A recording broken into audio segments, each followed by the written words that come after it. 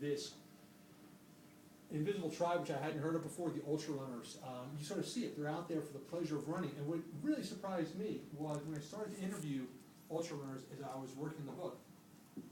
After a while, the first question I would ask any ultra runner is, have you ever been injured? And the answers I was getting were things like, yeah, one time I fell during a 50K and punctured my knee, and you guys can see the fascia inside my knee. It was 50K, wasn't it, Jeanette? And it was getting David Horse. Yeah, one time I was running and a boulder hit me on the head, and I fit. Yeah, dude, I don't mean like falling trauma, like rocks. I'm talking about Achilles tendonitis, plantar fasciitis, and these guys are on. No, I don't have a problem with that.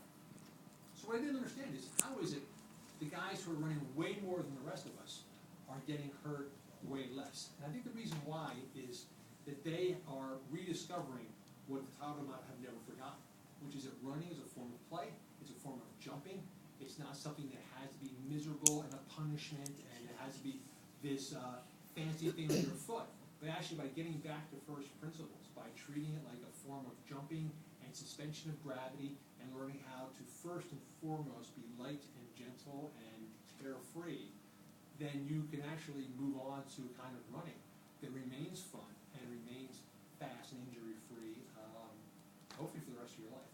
So I see it happening more and more now, this kind of barefoot underground, which has sort of leapt into focus in the past year, is getting bigger and bigger. I just get emails all the time from people who say, I haven't been able to run the last 20 years, but then I got a pair of 5 fingers, I started going barefoot, and suddenly the running injuries have disappeared.